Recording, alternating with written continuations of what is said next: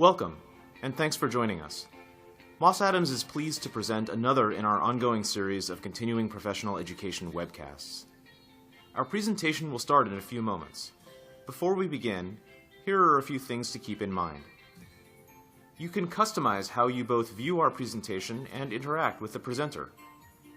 For better viewing, close all other applications and turn up your speaker volume. You can also adjust window size and placement. At the bottom of your screen, you'll see a series of icons, each relating to a different aspect of our session.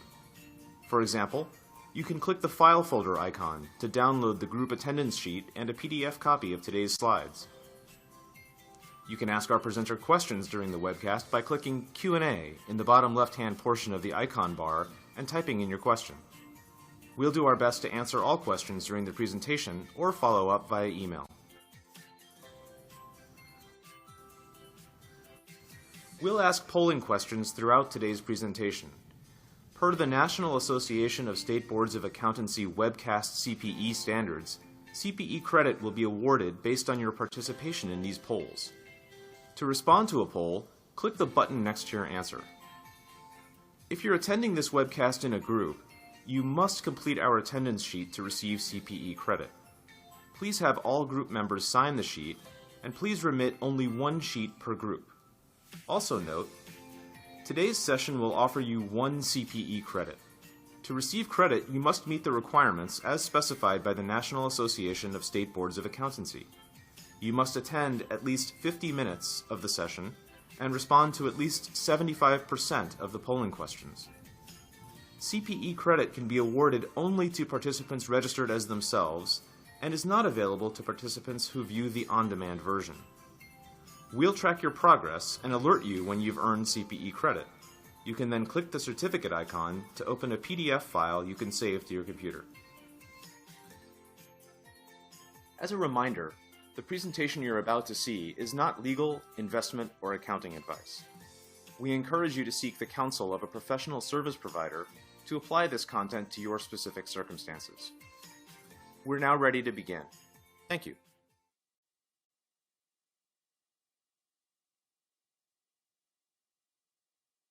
Welcome and thanks for joining us. Moss Adams is pleased to present another in our ongoing series of continuing professional education webcasts. I'm Pam Amato-Demagayas, moderator for today's webcast. Before we begin the presentation, I'd like to introduce today's presenters, Kathryn Garrison, Angie Fidler, and Lisa Schaures. Kathryn is a senior financial advisor with Moss Adams Wealth Advisors. She provides investment and consulting advice for endowments and foundations and helps individual clients incorporate innovative philanthropy strategies into their financial and estate plans. Kathryn is also a member of the firm's portfolio management team, guiding the implementation of client investment portfolios. Angie is a senior manager in the firm's tax practice, providing services to private foundations, higher education institutions and independent schools, healthcare, social services, and the arts. In addition to supporting the firm's tax practice, Angie has authored many articles in the industry publications and spoken before business, professionals, and not-for-profit industry groups on a number of topics, including Form 990, unrelated business income, and program-related investments. Lisa serves as external general counsel for mission-oriented nonprofits and businesses with a focus on entity structuring, philanthropic ventures, governance, mergers and acquisitions, and federal and state law compliance. So with that said, I'm going to turn the webcast over to Angie to get things started. Good morning. Thank you for joining us. We have a very exciting agenda for you today with a couple of key action points and takeaways. When the webcast is over, the plan is for you to be able to differentiate between MRI and PRI and understand what those definitions are, talk knowledgeably about sustainable investing, and know the difference between sustainable investing and socially responsible investing. Plus, identify whether your organization can utilize these strategies and understand the legal and accounting considerations. Some terminology before we get started. MRI stands for Mission-Related Investments. PRI stands for Program-Related Investments. We'll also be talking on socially responsible investing as well as sustainable investing.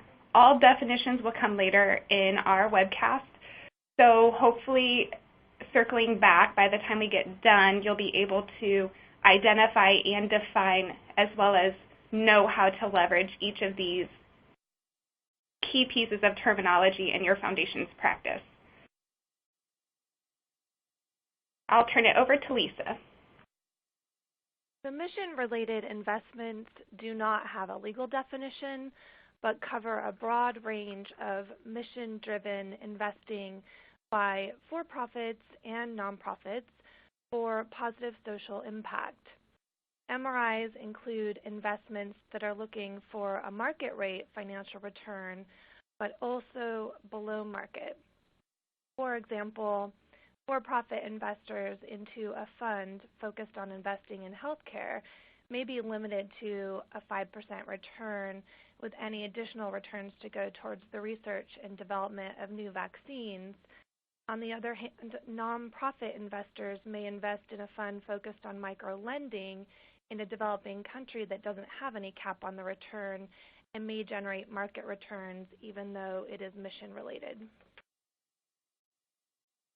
So we have our first polling question, and it is market-related investments include both market rate investments and below market rate investments. Is this true or false? Please click the button next to the answer you choose. As a reminder, CPA credit will be awarded based on your participation in these polls.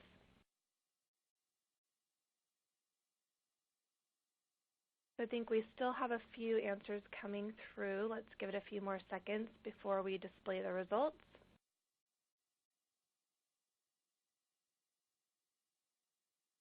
Okay.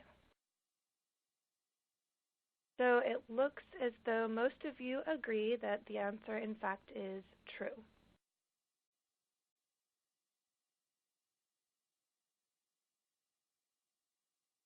So what you're seeing on the screen is the F.B. Heron Foundation's mission-related investment continuum. The F.B. Heron Foundation made the decision in 1996 to engage more of its assets in a combination of grant-making and mission-related investing. To help sort through the MRI opportunities, the Foundation developed the MRI Continuum, which sets out asset classes available to mission-related investors. And you can see, ranging from the left to the right, there's a pretty broad range of MRI investments, from below-market investments such as grants and program-related investments to the right side with market rate returns. Heron has historically used all of the MRI opportunities across the continuum, sometimes actually in combination together. For example, with a fund, the Reinvestment Fund, used to finance affordable housing, Heron provided grants to fund operational costs and policy work, while it also provided a $500,000 PRI used to make loans to businesses located in and hiring from low-income communities. And with that, I will move on so that Kathryn can talk a little bit about market rate. So as you saw in the continuum, mission-related investments can be divided into market rate and below market rate. And we're going to talk about both in depth. I'm going to start with market rate. I'm on our firm's investment committee, so the market rate type investing where you need to have a profit and it's expected to be market rate and is fundamentally a financial investment, that's sort of my area of expertise. So I'm going to focus on those market rate investments first. Now, market rate investment, as I just said, it's fundamentally a financial investment. It needs to meet applicable prudent investor standards just like any other kind of conventional investment, just like your mutual funds would or your 401ks. So that's the main thing to remember, is that they're fundamentally financial investment. However, in addition to that, they also will support the mission of the foundation by generating some kind of positive social or environmental impact, depending, of course, on what the foundation does.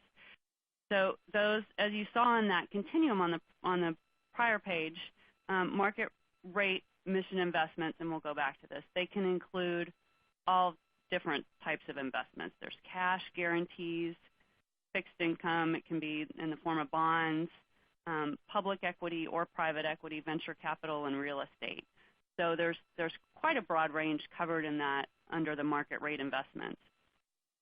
And these can be invested directly, and I'm going to talk a little bit more about the direct investments in a few slides, or more indirectly through mutual funds or separately managed accounts or ETFs, that type of thing.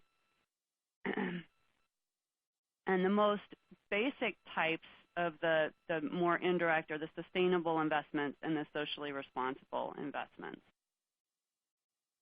So to start with the sustainable investments, these are the sustainable investments usually refer to some kind of environmental impact. So you can either screen out firms based on criteria, or you can include certain types of companies. So this might be the most common types of sustainable investments would be a mutual fund or an ETF that either has an overlay or that only includes certain types of companies. So the sustainable, again, that usually refers to their environmental impact. You may eliminate anything that involves coal, or it could be a fund that only includes alternative types of energy. Then with the the socially responsible investments, that definition can be all over the map, depending on, some of them are based on religion, some of them are based on social ideals. So those can be all over the map, and there are all types of ETFs out there. So it's highly likely that you could find something that fits with your organization's mission. So again, these are investments that are compatible with your organization's principles and values. And as with the sustainable, they can either have an overlay where they're screening out companies that don't meet criteria, or it can be kind of an inclusive thing where it's only including certain types of companies.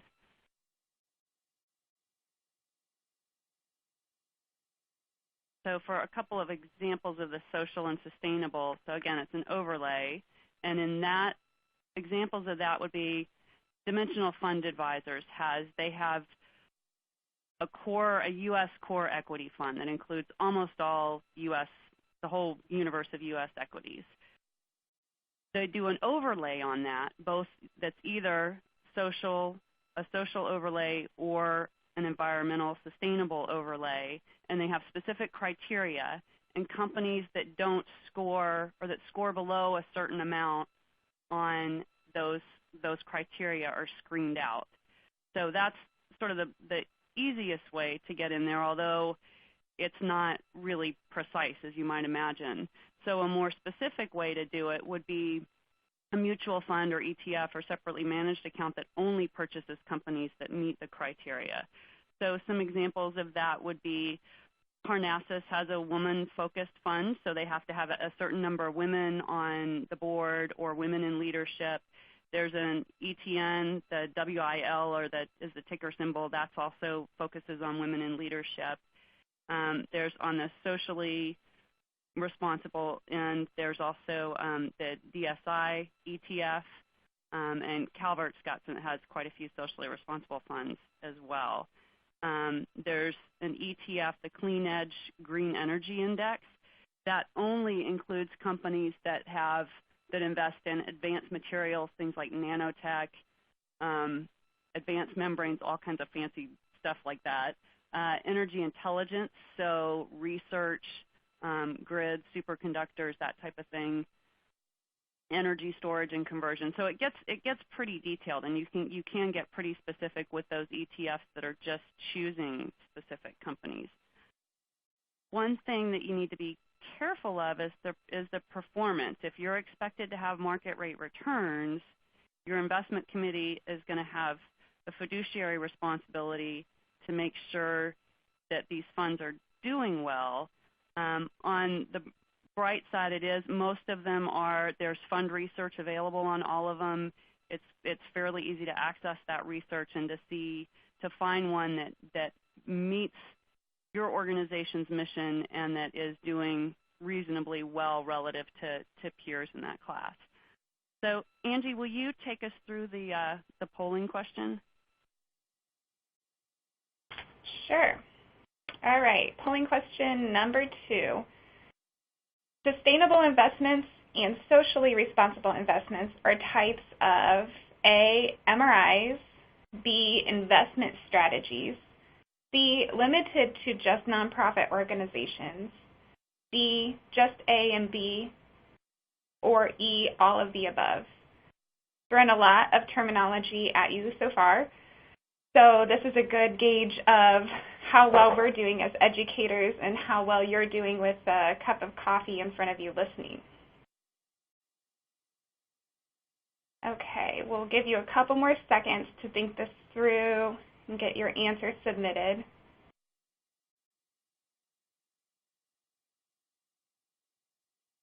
All right, let's see how well we've done.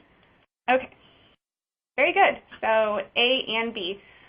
Sustainable investments and socially responsible investments are types of MRIs as well as types of investment strategies. They are not limited to investments for nonprofit organizations only. Kathryn, back to you.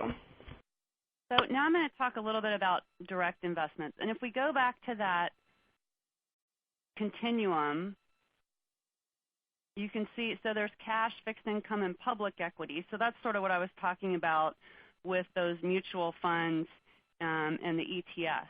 Then there's on kind of this further end, the private equity, which is a little more difficult to get into, but not impossible. So direct investing is also referred to as double, triple bottom line investing, impact investing, blended value investing. They're all just different ways of referring to the same type of investment where you're looking for returns in 3 areas. Financial, remember we said that all the market rate have to be market rate returns, but you're also looking for social and environmental returns as well. So it gets a little more complicated with these direct investments. With those ETFs and mutual funds, there's research available. There's FI360, there's FactSet. It's fairly easy to find the research on that and for the investment committee to do its due diligence. When you're talking about these direct investments, it's like any other kind of private equity where you've got to do a lot of due diligence. You may be visiting the company, you're having to do a lot of groundwork and research and travel to follow up on that. So that's one of the drawbacks to direct investments. The advantage is that you can really get very, very specific on what you're doing and really understand exactly where the money is going and have a direct impact. So some examples of direct investment would be a fair trade coffee cooperative, where everybody's in it to profit, but you also have that overall goal of making sure that the farmers in whatever country are being treated fairly, that the coffee is being sold, that they're environmentally conscious, that the farmers are treated consciously, and that the coffee is being sold at a fair price.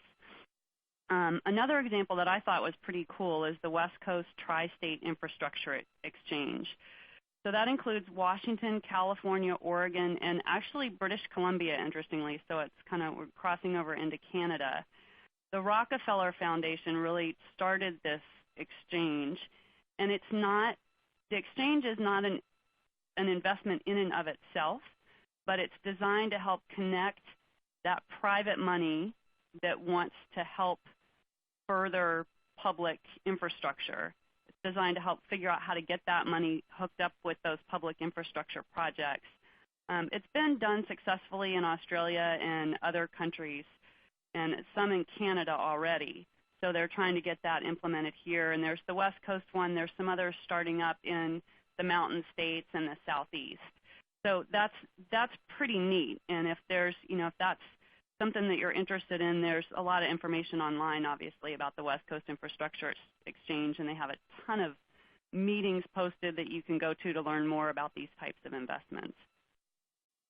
So I'm now going to hand it over to Angie to talk about the practical and legal considerations on these market rate investments, and then she and Lisa are going to go into the below market rate, because that below market rate investments are kind of a whole another ball of wax with completely different considerations around them, because you don't have that main goal of there being market rate investments and getting market rate returns. Okay, thanks, Kathryn. So market rate investments, MRIs in other words, carry a lot of options with them for your organization. So we want to make sure to come full circle and give you things to consider if you aren't already invested or you're looking to try out sustainable investments or socially responsible investing. So from an accounting and tax standpoint, for private foundations, MRIs are handled similarly to other investments. Again, they're a type of investment strategy. So booking those investments on your foundation would be the same as booking any other types of investments on the balance sheet. They're booked either at cost or fair market value. The fair market value should be established on a regular and consistent basis. For marketable securities, the IRS prescribes this to be done monthly, and for all other assets, this can be done annually. The IRS doesn't regulate MRIs, and this will become more apparent when we go into the below market rate or the PRIs. But this term, MRI, is not an actual IRS regulated term. So due to that, there's no extra documentation necessary because there's no charitable intent. It's an investment strategy. For private foundations, these investments are included in your fair market value, so they directly impact your 5% distribution calculation. In addition to that, they are subject to the different private foundation tax rules, specifically your Jeopardy investment rules. When you consider MRIs, trustees' decisions must be made subject to their fiduciary duties, and I'll let Lisa talk more on that in her slide coming up next. Foundation trustees must consider these particular tax rules governing investments. Jeopardy investment rules provide that a foundation may only invest in a manner that does not imperil its ability to carry on its exempt purpose. So foundation managers must take care to provide for long-term and short-term financial needs in the foundation and use a portfolio-wide analysis. So prudent investor rules make sure you have a well-diversified portfolio that's not heavily weighted in one way or the other. Make sure that your MRIs that you're entering are approved by the board and documented well. And then in addition to that, which there's a point on this slide to make special note that the excess business holding rules will apply, and those are the rules that stipulate that typically a private foundation cannot own more than 20% in a particular investment. With that being said, Lisa will dig a little bit more into some of the legal issues I touched on and a few other thoughts that you should consider. So beyond the accounting and federal tax requirements for charitable organizations other than charitable trusts, the Uniform Prudent Management of Institutional Funds Act, as adopted by almost all states, applies to require that each person responsible, so the directors generally, will, for managing and investing assets of a charitable organization, manage and invest those assets in good faith and with the care an ordinarily prudent person in a like position would exercise under similar circumstances. So when you're thinking about that standard, MIFA provides a list of factors to consider when making investment decisions, and those, for example, include general economic conditions, the role of each investment in the overall portfolio, the charity's other resources, and an asset's special relationship or value to the institutional's charitable purpose. The Uniform Prudent Investor Act is similar to UPMIFA, but that applies to charitable trusts.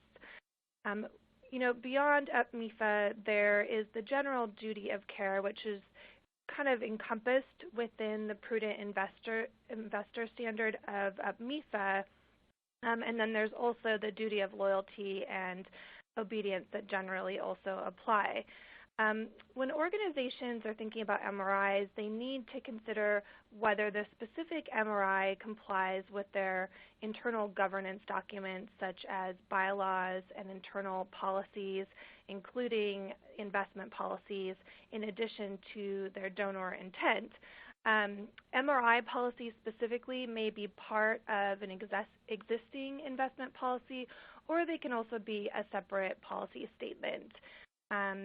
There's a variety of, in addition to funds, there's a variety of legal entities that claim to achieve beneficial social impact by their purpose and structure, such as benefit corporations, L3C companies, flexible benefit corporations, and social purpose corporations, among others.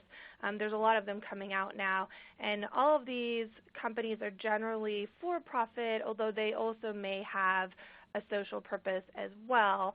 These companies, even if they say, for example, they're a social purpose corporation, they still need to be evaluated in the same way as any other corporation to ensure that the MRI is appropriate for the entity.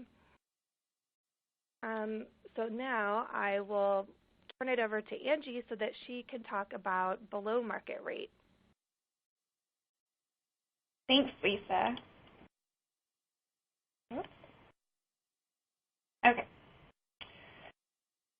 We will jump into a polling question first.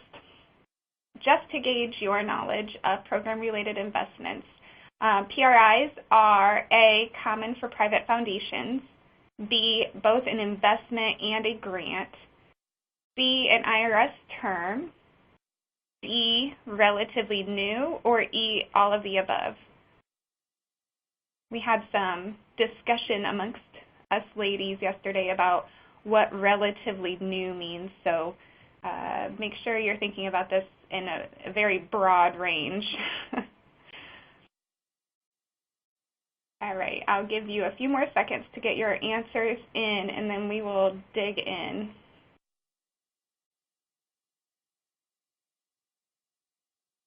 All right.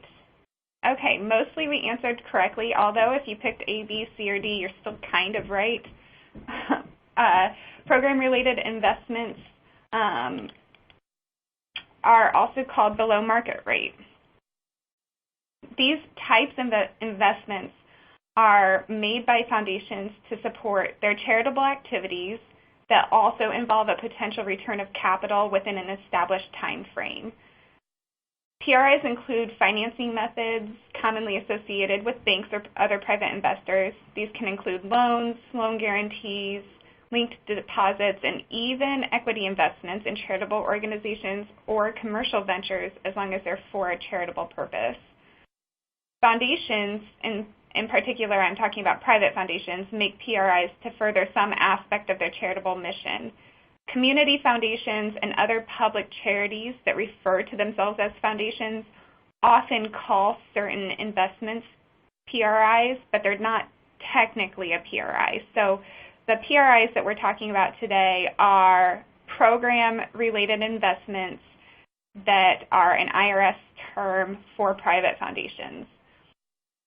PRIs can also supplement an existing grant program when the circumstances of the request suggest an alternative form of financing outside of a grant.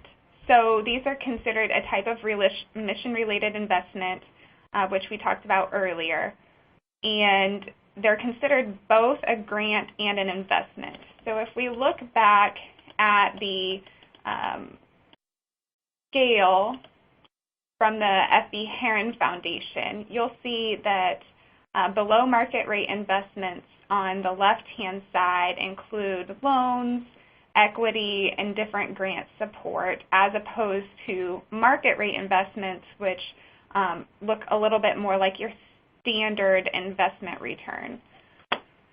So that should just give you a good idea or a starting point. Okay, because below market rate or PRIs are an IRS term, we have to cover the IRS language. The primary purpose from the IRS is to accomplish exempt purposes. So as a foundation, you will enter into a program-related investment to accomplish your exempt purpose. Production of income or appreciation of property is not a significant purpose. It's not what you want to consider first when considering if you should enter into these types of investments.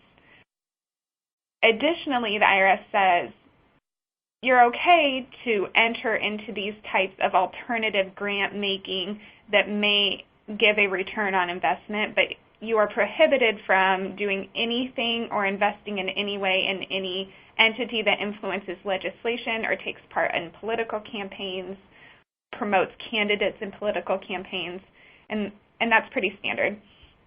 Private foundations shouldn't be engaging in that anyway, and I think we all are aware of that. Okay, Lisa, I'll let you dig into some examples here. So as you've kind of heard, PRIs range from equity investments to loans to convertible notes. And examples of PRIs include no-interest loans for needy students, investment in a high-risk business, providing jobs in low-income communities, loans to small businesses owned by members of economically disadvantaged groups, and investments in low-income housing development. So there's a lot of different types of below-market rate investments, PRIs. And so I will let Angie talk a little bit about the accounting and tax considerations specifically for PRI investments. Thanks, Lisa. Because PRIs seem a little out there in terms of the grant-making ability combined with the investment opportunity, and because they're an IRS-regulated investment / grant, there are a lot of things to consider.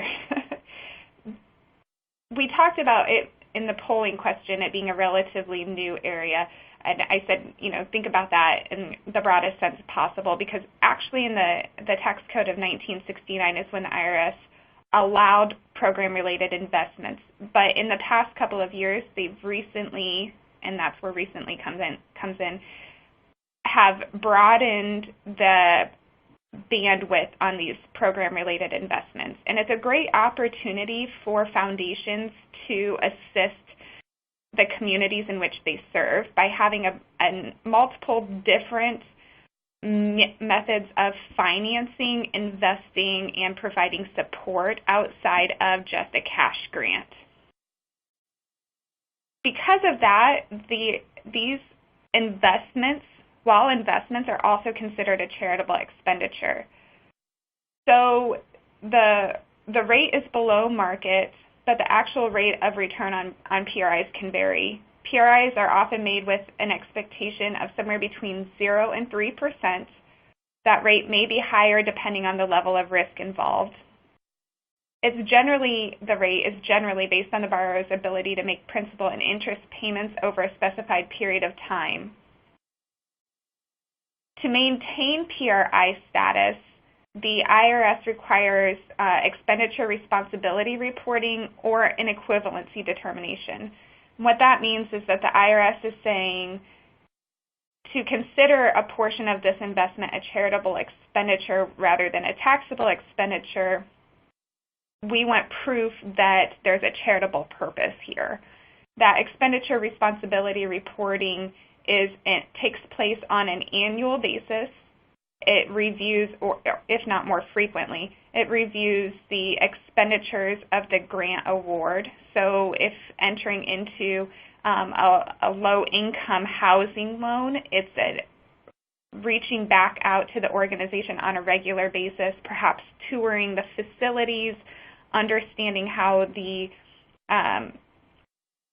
grant money or loan proceeds were used, making sure that they are fulfilling, the organization is fulfilling their low-income housing responsibilities. And from that point, after you determine that indeed the cash was spent for the charitable purpose, then that satisfies the reporting requirements that it's both a bifurcated charitable expenditure and balance sheet investment.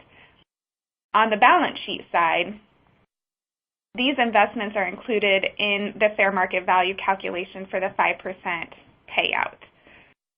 In the year in which the investment is made, there is a charitable contribution deduction on your private foundation return, so it's a qualifying charitable contribution. Any income earned, so that 0 to 3% typically is, either dividends or interest earned, is taxed as at your net investment excise tax. Then as you get payments back in, the cash comes back through as a balance sheet transaction, and you recycle charitable dollars back into your foundation to be used again for other qualifying grants, whether they're cash or other program-related investments. Some things to note as your organization considers doing this, or if you're just dabbling right now, just because it's a charitable expenditure doesn't exclude it from the unrelated business income tax rules. So if you are entering into an equity investment where you're becoming a partner in a partnership, that partnership may generate some form of unrelated business income to your organization, whether that's some form of ordinary business income in the normal course of business or debt finance rental income. It will typically be reported on the Schedule K-1, but your tax advisor will help you walk through that implication. Also consider, as I mentioned earlier, that the investment income earned on these investments are taxed at the 1% or 2% excise tax rates.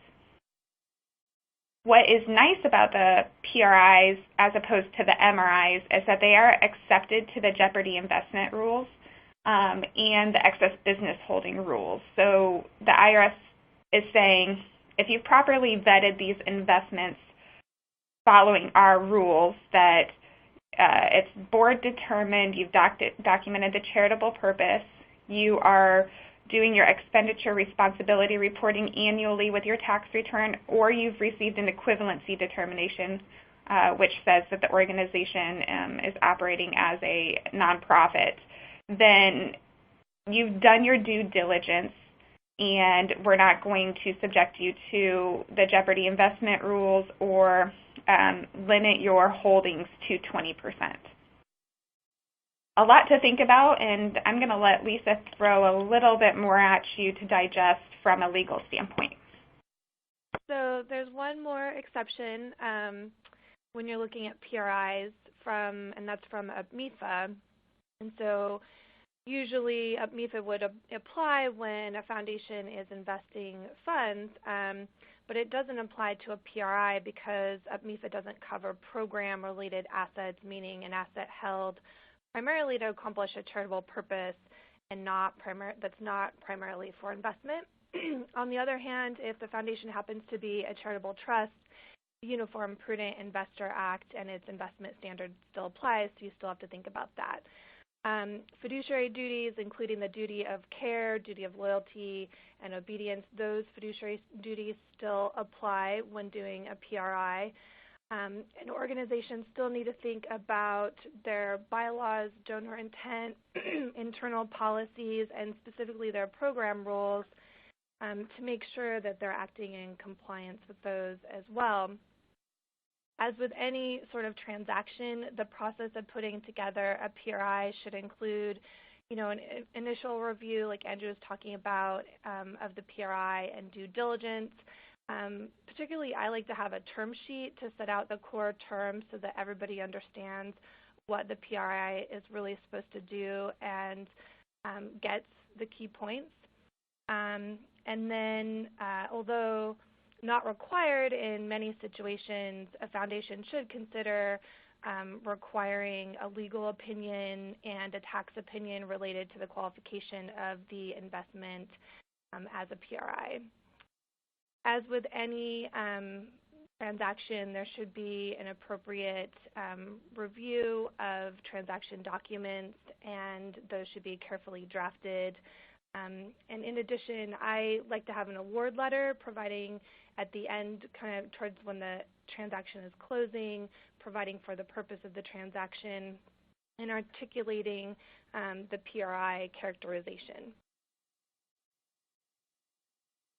Sometimes transactions with PRIs, sometimes they change midstream. So you've done your initial term sheet, you've done your due diligence and your initial review, you're moving along, and the terms change. At that point, the parties really need to think about retesting, for example, for PRI qualifications and make sure that they're re-looking at the legal and PRI aspect of that specific transaction. As with, a lot of transactions may have a related party involved, and there are a host of tax rules that come into play when you're thinking about related parties, specifically self-dealing, but there's also fiduciary duties of the parties and compliance with the foundation's conflict of interest policy. So it's something that's a point that people really need to pay attention to if there happens to be a related party involved. As previously mentioned, there are a host of hybrid entities out there that may be looking for PRIs. And, there's a few that are specifically kind of built for PRIs, but most of them are not. And with any PRI, you still need to go through the same sort of evaluation of whether the specific PRI is appropriate for the foundation. So with that, we will move to what is our last polling question. And Angie, do you want to go through that? Sure. Okay, so our final test to see if we're accomplishing our mission here. True or false? A benefit to PRIs is that they recycle charitable dollars.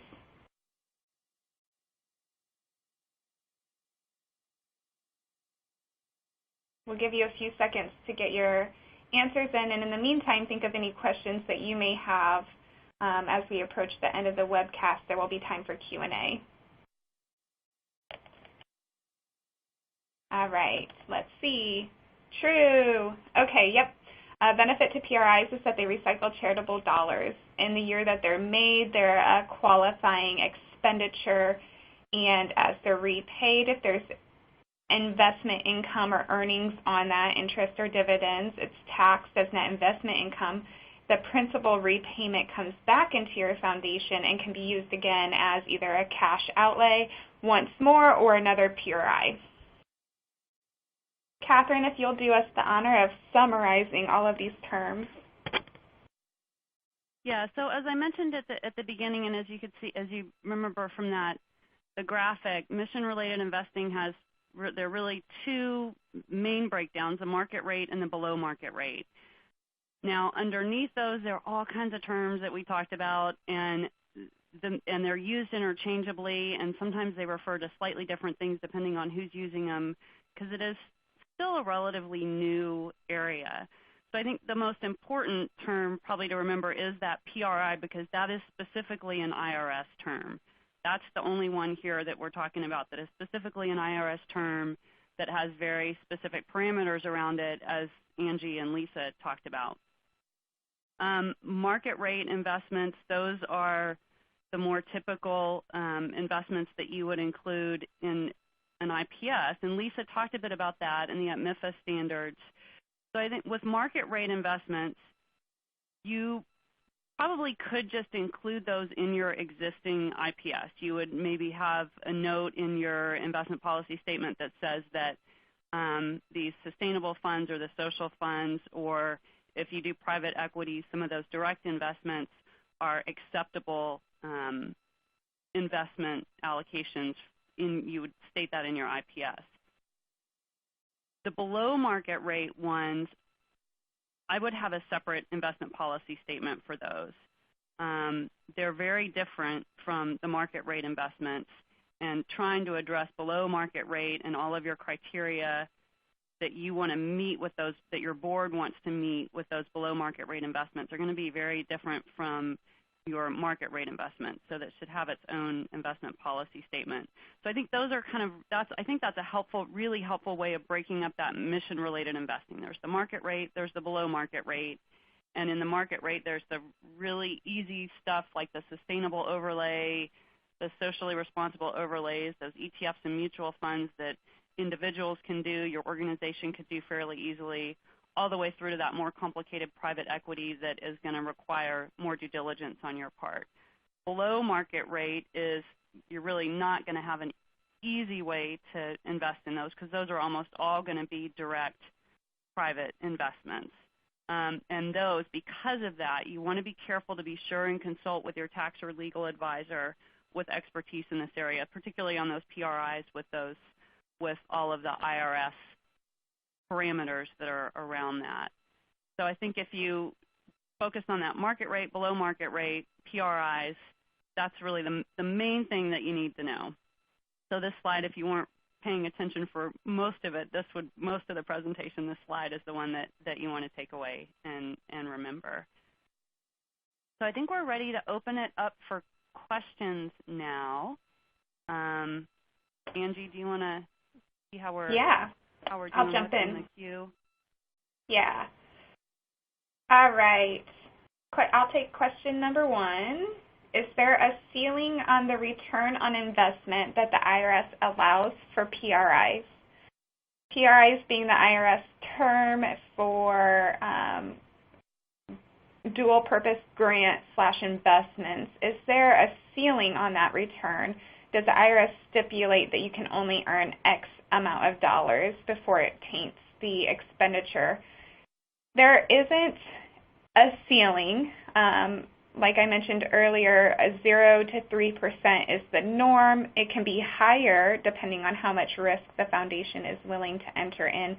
But the most important thing here to remember is that the purpose of these should be to accomplish the mission of the organization without a significant focus on appreciation of property or earning additional income to the organization.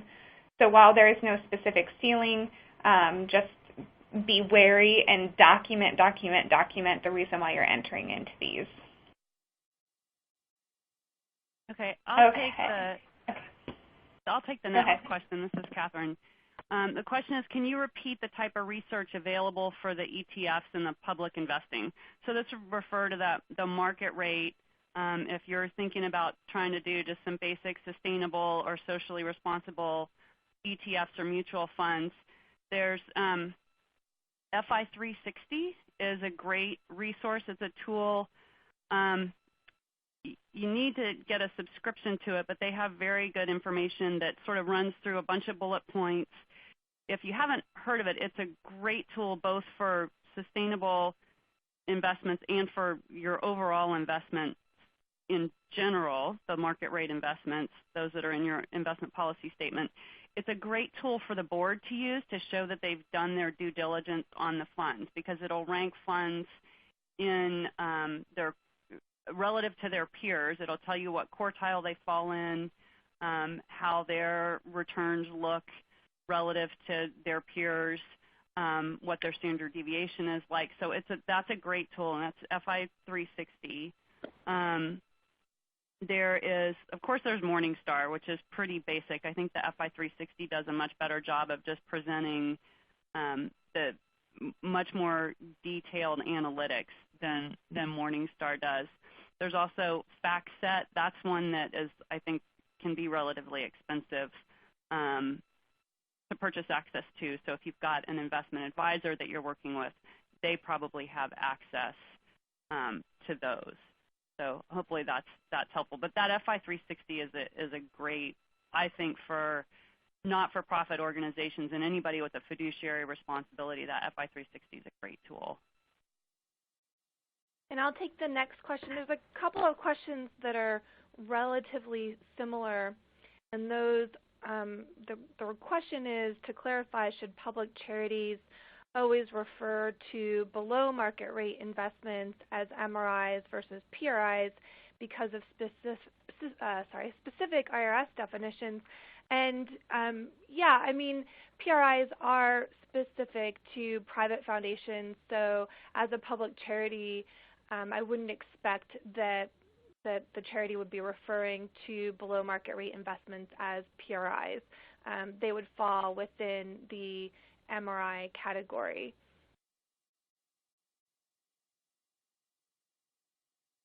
Yeah, I would, this is Angie, I'm just jumping in on that. I would agree.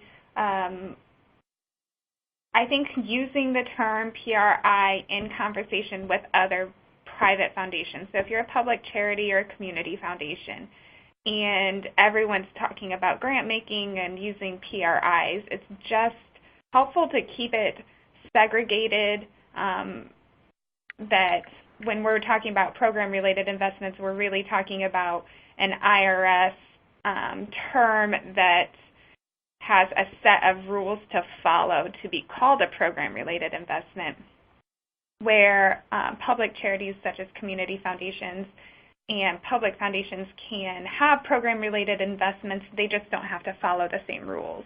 So just being clear of that, or aware that if you're communicating to a community foundation, you're a private foundation, or vice versa, that you need to clarify those stipulations. And there's the second part of that question is it just simply a direct private investment? Well, yes, it is, but you want to qualify whether it's a market rate or a below market rate. So if you're doing below market rate, if you're a public foundation or community foundation, it's not a PRI, but it would be a below market rate MRI. It's a direct private investment that's below market rate. So it's like I said, the terms are kind of all over the map, because a direct private investment could be a market rate one too. That would just be a private equity kind of thing. So it depends on the purpose.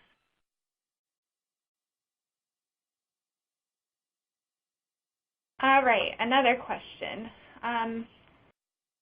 Can a foundation engage in a PRI with a foundation trustee? So program-related investments are subject to the excess benefits or private inurement rules that state that foundations cannot engage in business with disqualified persons, which are anyone who has controlling interest in the foundation, so substantial donor, a board member, and their family and their organizations that they own. So typically, no, a foundation cannot engage in a PRI with a foundation trustee. And I think that's right, and specifically I would target people to the self-dealing rules. And yeah, I would direct people to the self-dealing rules. I think it's sometimes an interesting question that comes up when perhaps a foundation is investing side by side with a disqualified person, and so they're not investing in a disqualified person or into some sort of transaction that would give a big benefit to a disqualified person. But if they're investing in something that's like a larger fund and there's a disqualified person who's also investing, you have to be very careful about that and make sure that you're being compliant with the host of rules that Angie just mentioned. Angie, do you want to answer the question on whether a foundation can hold just PRIs and not give out any other charitable dollars? Yeah, I can do that. And then if you want to touch on the investment side of that. So the question is, can a foundation hold just PRIs and not give out any other charitable dollars during the year? And that's kind of a tricky question. So a foundation can enter into PRIs, and in the year that they're entering, remember that the cash outflow is a qualifying charitable grant. But in the years that the investment is being held, there is no outflow of cash. So depending on excess distribution carry forwards or undistributed income, taking into consideration those items from a private foundation standpoint, and then making sure to understand the type of PRIs is a difficult question to answer, but likely there needs to be additional cash outflows of charitable grants during the year. From an investment standpoint, I'll let Kathryn cover that. Yeah, I would, if all you're holding is PRIs, and the assumption is that probably a lot of them are below market rate, even the ones that are above market rate, I would consider most of those are probably going to be, if they're above market rate, they're probably fairly risky. They may be fairly, if they're below market rate, it's a loan and you're fairly sure you're going to get paid back. There's less risk, but it's like with any investment, there's less risk, but there's less return. So if all you're holding are PRIs, you're either going to have these kind of broad extremes where you're super aggressive or you've got really low returns. There's maybe not as much risk, but the returns are really low. I would look at any kind of mission-related investment, but especially those PRIs or direct investments in your broader picture, your overall investment allocation. So you've got your investment policy statement for your market rate investments. You've got an investment policy statement for your below market rate investments. They're two separate statements, but you should still be looking at the overall asset allocation as a whole. So are those PRIs, are you making loans? Do they fall under fixed income? Are they pretty aggressive direct investments? And you want to include those when you're looking at your overall allocation from that standpoint. So I think it's kind of like any investment. You don't want to have too much allocated to any one particular type of investment because it's a lot of risk.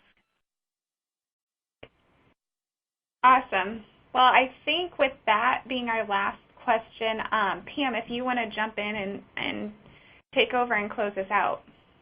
Yeah, sounds good. Thank you again to Kathryn Garrison, Angie Fidler, and Lisa Schaures, and to all of our attendees for participating in today's presentation.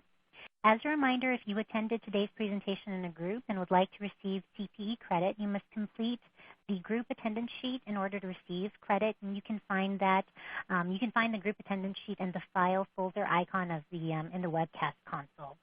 If you participated as an individual, you should be able to view your CPE progress in the certification widget of the webcast console.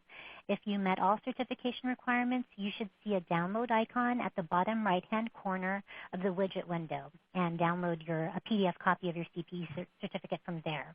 I'll keep the webcast console open for a few minutes to give you time to download your CPE certificate.